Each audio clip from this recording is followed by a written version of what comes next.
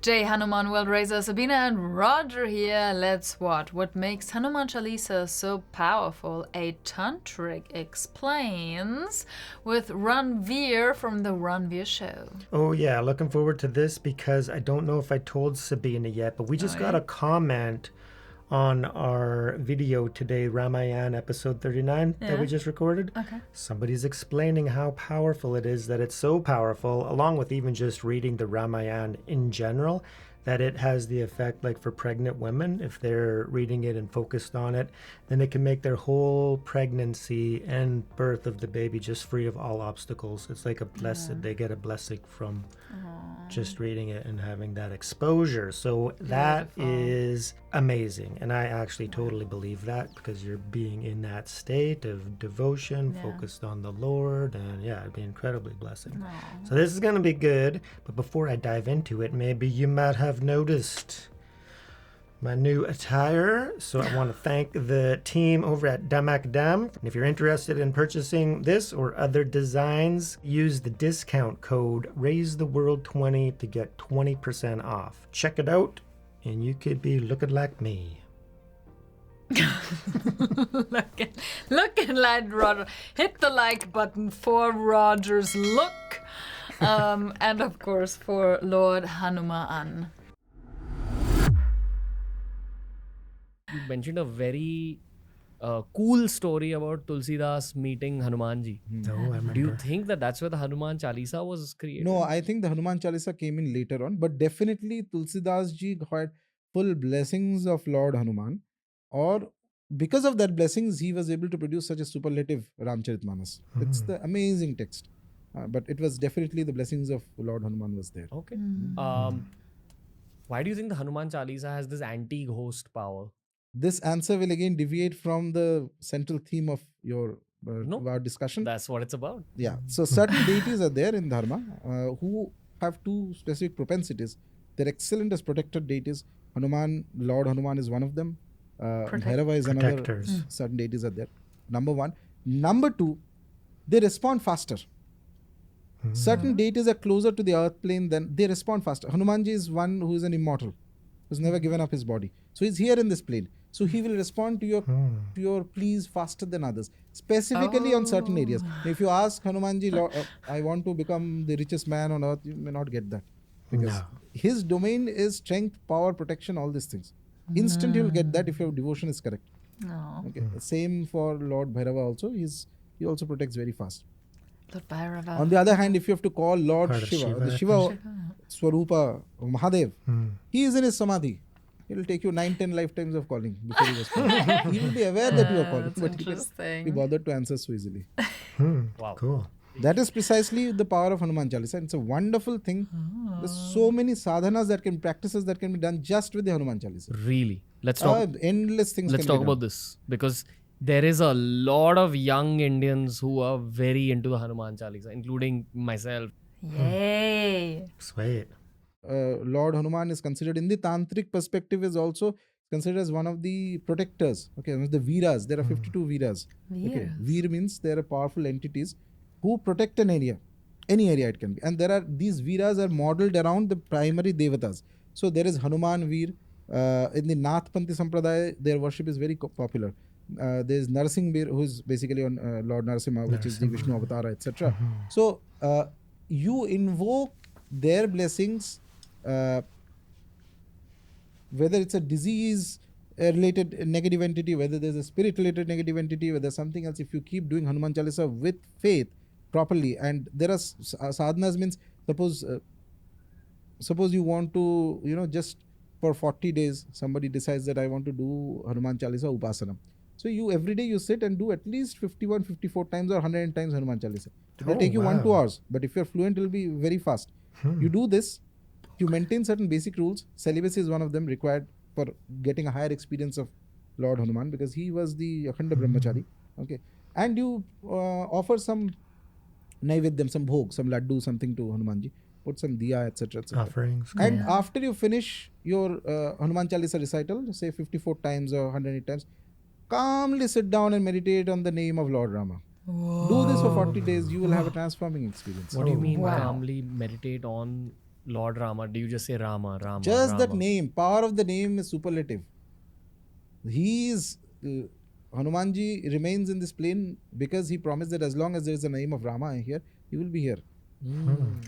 Okay. And he is one of the best protected deities.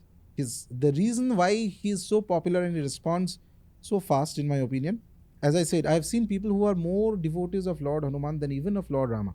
Okay, though Hanuman is considered as a bhakta of Rama, precisely because he remains in the physical plane. He has chosen not to leave this plane and go, and that is why he is very fast. If he is pleased with your devotion, if he is pleased with your call, and you are in trouble, some of the blessings, and the beauty of it is that they are gods, so they don't have to physically come to you. From wherever he may be, he can still get you protection. Just one blessing from you and he will be protected. It's like an armor. of Armor, sorts. absolutely. Okay. Protection from pretas and Anything. pishachas. Or humans. I had a very deep-seated fear of the dark when I was growing up. And that's a big reason I was drawn even more to the Hanuman Chalisa, especially Bhoot Pishach Nikat Nahi Aave Mahaveer Jab Naam Suna. When I would say that, I would, obviously I've learned the Hanuman Chalisa over the course of my life, but I began by reading it out of a book. And when it was that line, I would touch the book to my head saying, be with me. Probably because I was always drawn to these topics throughout my life. And they also say that when you speak about these topics, you're actually inviting those energies near you.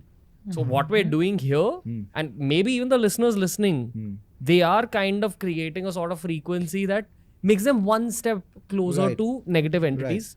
My outlook on this is, one, go in with faith in God, and two, when you have knowledge about darkness, it brings you closer to the light. That's what I believe. So, Yes. And the other thing is that, in my opinion, generally, so it is one thing to be aware that there is a presence of this hierarchy of negative entities there, because after so as I was saying, Preta is one of the one of the more angry type of things. Beyond that, there are other pishachas and all that. Those are very dangerous. We have to keep chanting Lord Ram's name. It's our responsibility. If Hanumanji leaves, it's because of us. It's our duty. It's our duty. But it's our dharma. I don't think there's any fear of that happening, especially now that Lord Ram is getting his temple erected right now in Ayodhya. There's going to be a lot of Ram chanting happening going forward continuously. And that's a good thing, right? Because I do believe with everything they're talking about in this video, there is negative energies, and to combat these lower negative energies, and that's what we can call them, because there's different types of beings. We know this just from our study of spirituality, but ultimately they're beings of lower levels of consciousness, and that just means that there's a hierarchy of how connected you are with the divine, and that also entails an acknowledgement of our role, within the infinite field of creation, to understand that no, we have to subdue our own individual ego and pride. And there is some entities that get caught up in that, and it gets inflated, and then they become negative entities, evil spirits, and on and on and on. So if we connect to the divine literally has the power to dispel that sort of stuff, because it's coming from a higher frequency, vibration, energy field. It's greater power. So the ultimate source of divinity itself is, of course, going to be much more potent and greater than any negative entities. And this is clear in all of the epics. Even the Ramayana and the Mahabharata is literally stories of these different energies. You can call it good versus evil, dharma versus adharma. So whatever we choose to, explain that, there is something happening. It's divinity versus, the neglect of divinity. And then, of course, divinity always conquers in the end. So what's happening now in modern times with the world coming to, the way that it is very negative.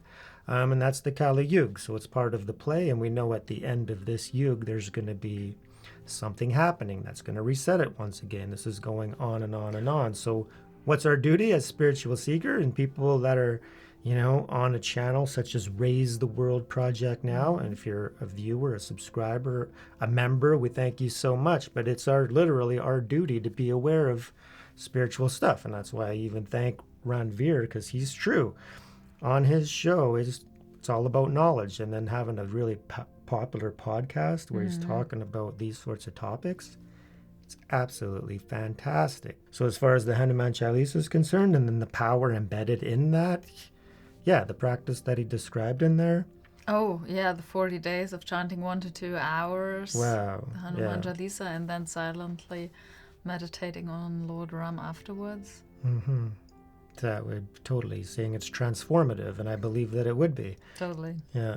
So 100%. So if anybody has done it, let us know in the comments section your experience with it and any other stories that you guys may have about the power of the Hanuman Chalisa.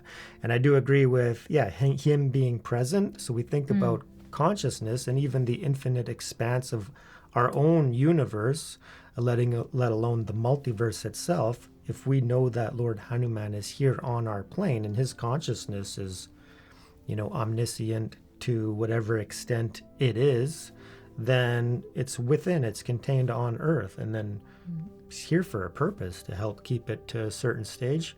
Also, we know that there might actually be a bit of a golden time at the beginning of the Kali Yuga, which is for our benefit to be like, okay, the Kali Yuga is going to get dark.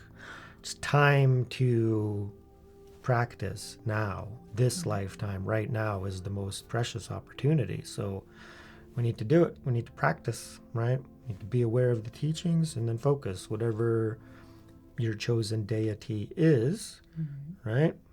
I have mine. No big deal. Think I'm doing okay. Can I do better? Absolutely. That's what we're doing right here, right now. Hey, Sabine? How you doing? How's your practice? What?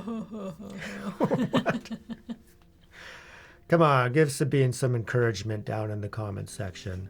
But ultimately, what he's saying here is that if there is a lot of negative things happening in your life right now, there is a way to overcome these obstacles, and there's deities out there or in here that are easily accessible, right? And they want to be of service. It's their dharma and their duty to help us.